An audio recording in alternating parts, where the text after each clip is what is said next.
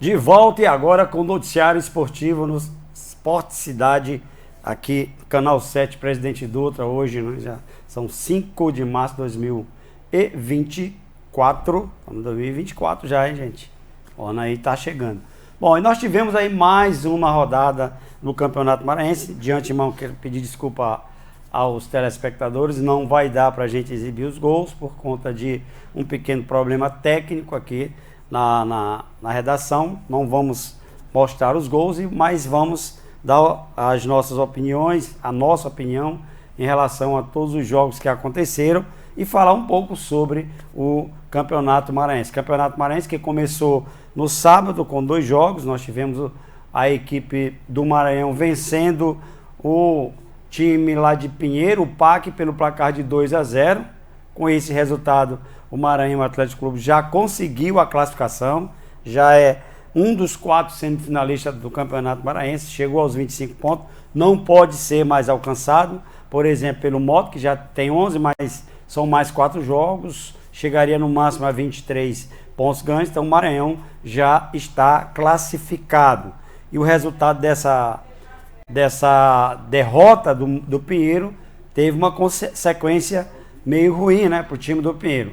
A diretoria acabou de anunciar na manhã desta, já hoje pela manhã, dessa terça-feira, a demissão do treinador Danilo Brito.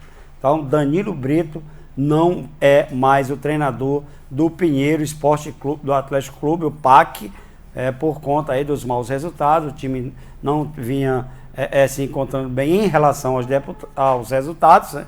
E aí a diretoria sabe, né? Sempre cai para o lado, não dá para tirar todos os jogadores, vamos tirar o treinador para ver se muda alguma coisa. Então Danilo Brito não é mais treinador do Pinheiro Atlético Clube, o PAC lá da cidade de Pinheiro. Os gols do Maranhão foram marcados, né, os atacantes do Maranhão, né? O primeiro, deixa eu ver, só me recordando aqui, eu sei que foi o Rafael, é isso, foi o Rafael que fez o primeiro gol.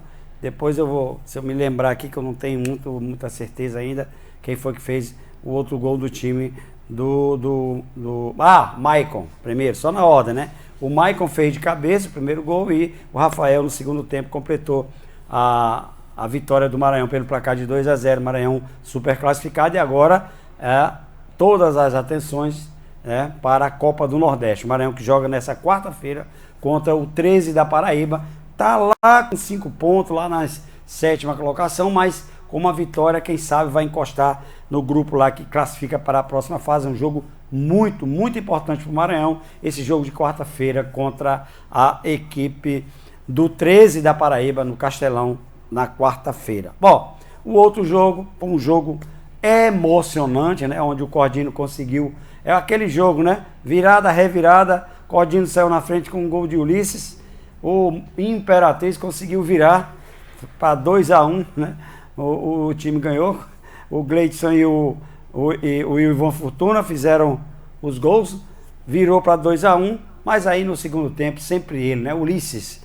o interminável Ulisses, fez um gol de falta e depois ainda, aí tem os gols, né, tem uns gols aí enquanto a gente está falando.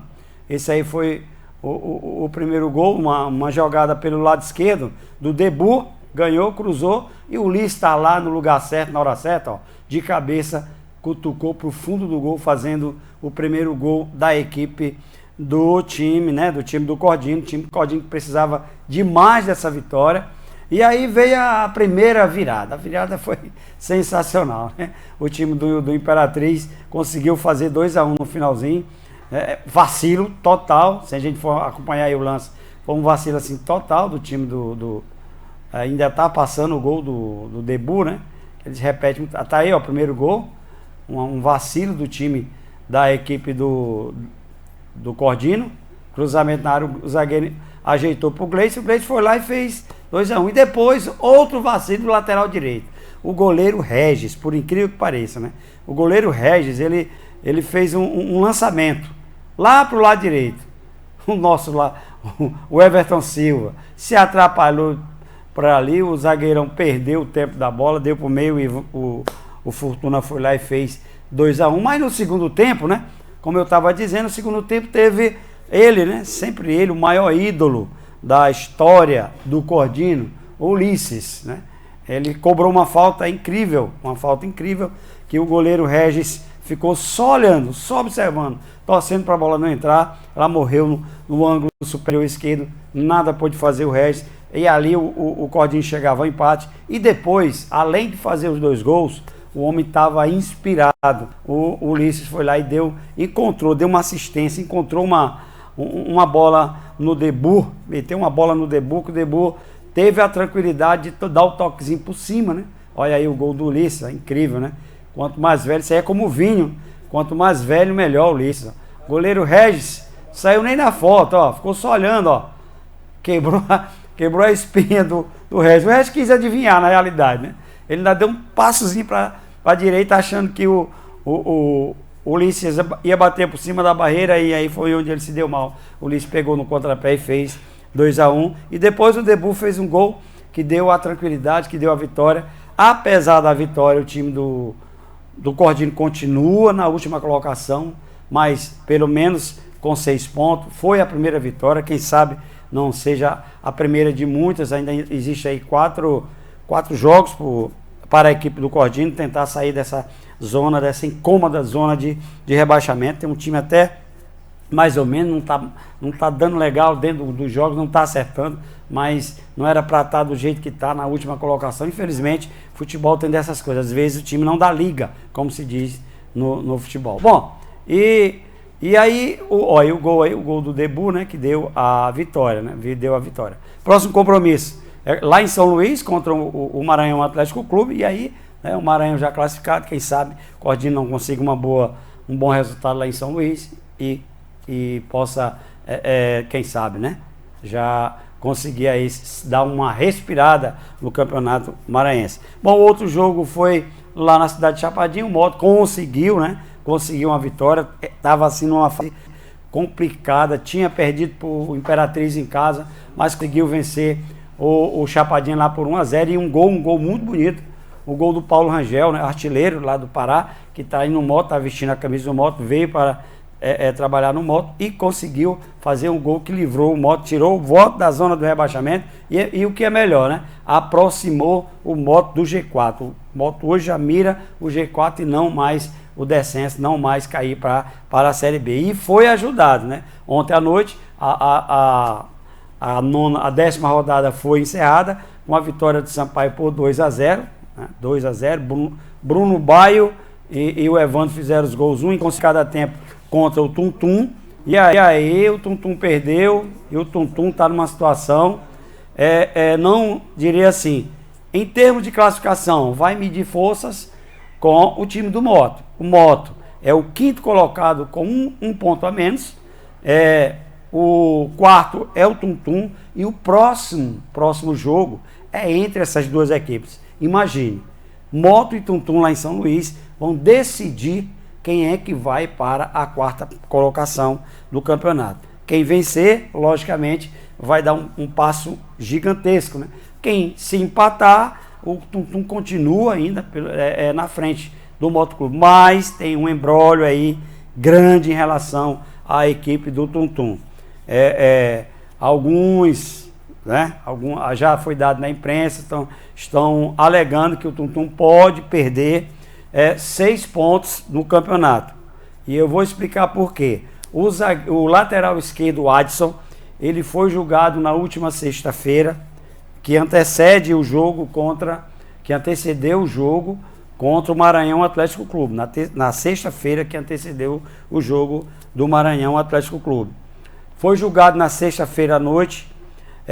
Ninguém do Tum-Tum ou não sabia, ou fizeram vistas grossas, um amadorismo total, porque como é que você tem um atleta para ser julgado e essa equipe que é dona do atleta não toma conhecimento, ou não sabe, ou não quer saber qual é a situação desse atleta, se vai ser julgado ou não. Certo é que o atleta foi julgado à revelia, não tinha um advogado, não tinha ninguém para falar por ele, nem ele estava lá para se defender.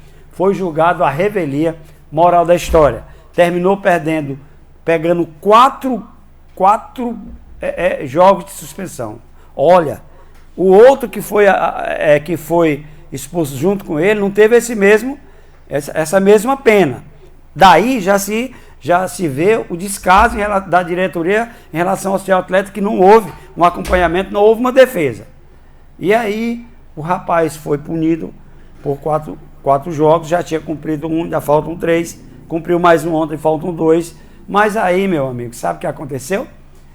O time do Tum Tum escalou ele no jogo domingo. Ele tinha sido julgado na sexta, escalou ele no domingo. Existe uma possibilidade do Tum Tum ser inocentado nessa questão. Qual? Porque foi julgado, não tinha nenhum representante do Tum Tum na reunião. E outra coisa, o Tum Tum não foi notificado da expulsão, da expulsão não, da punição do atleta.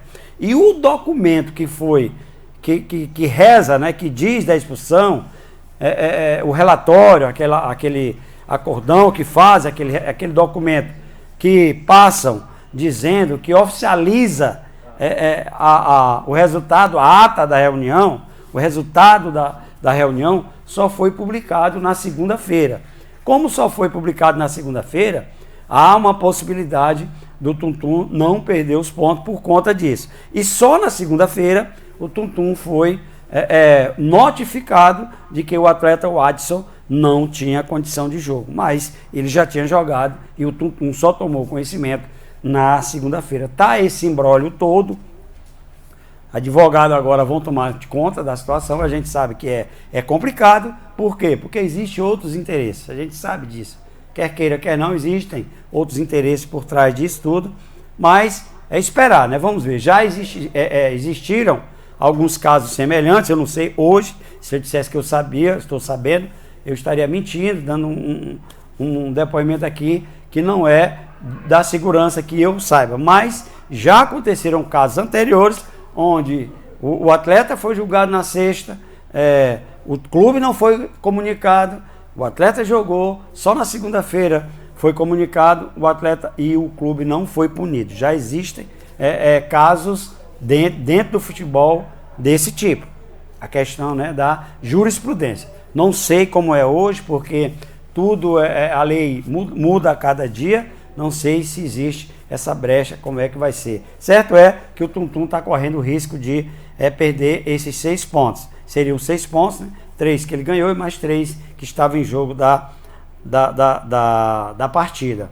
E aí ficaria complicado. Agora, se acontecer, só quer dizer isso assim, ao torcedor e principalmente a diretoria do Tum Tum Esporte Clube. Se acontecer esse fato, se for concretizado, se o Tum Tum vier a ser prejudicado, ser rebaixado, ou perder, por exemplo, uma classificação para para a fase semifinal, nesse campeonato, a culpa é única e exclusiva da diretoria do Tum Tum, que agiu com um amadorismo incrível, como sempre, eu sempre venho falando nisso aqui, em termos de regularização, em termos de logística de viagem, é um amadorismo impressionante que existe na diretoria do Tum Tum. Jogo profissional, time profissional, futebol profissional, tem que ser profissional. Você não pode ser amador, não pode agir como amador. Então, se acontecer isso, a culpa é única e exclusivamente da diretoria, que fez pouco caso